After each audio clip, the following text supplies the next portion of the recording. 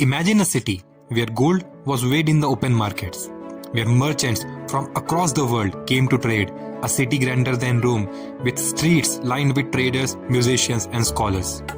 This was Vijayanagar, the wealthiest empire India had ever seen. But how did this kingdom rise to such power? And how did it vanish overnight, leaving behind nothing but ruins? This is not just a story of wealth, it is a story of war, betrayal, and a lost golden age.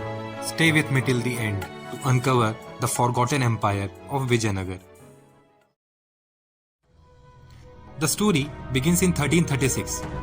The Deccan Sultanate was expanding, and the South Indian kingdoms were under constant attack. Temples were destroyed, rulers were overthrown, and chaos ruled the land. It was in this time of crisis that two brothers, Haryar and Bukka, decided to fight back. With the blessings of the sage Vijayanagara, they founded the Vijayanagar Empire on the banks of the Tungabhadra river. Their goal?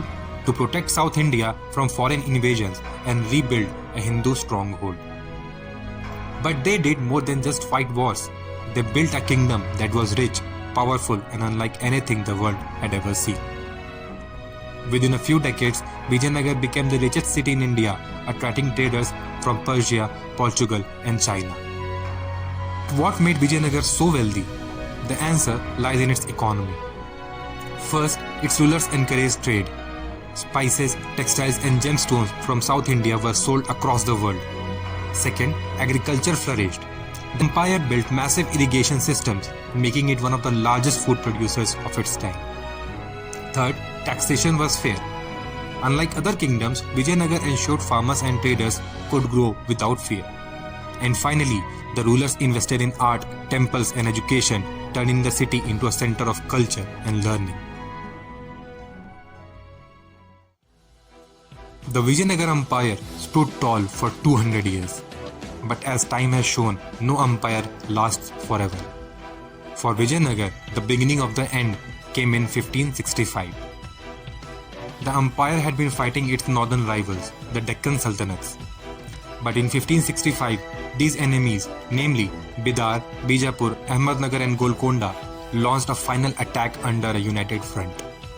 The battle took place in a small town called Talikota. The Vijayanagar army was strong, but there was one thing they didn't expect: betrayal from within.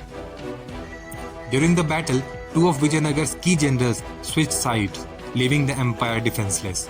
The mighty Vijayanagar army collapsed, and the capital city was left unprotected. What happened next was horrifying. The enemy forces marched into the city, looting its temples, destroying its palaces, and burning it to the ground. In just a few days, the richest city in India was turned into ashes. The once great Vijayanagar Empire was no more. Today, all that remains are the ruins of Hampi, a reminder of a glorious past that was lost too soon. But imagine, if Vijayanagar had survived, would India have remained the economic powerhouse of the world? What do you think? Let me know in the comments. If you love hearing such powerful stories from history, subscribe to Desi History Simplified, and I'll bring you more untold stories from our past. Until next time, stay aware.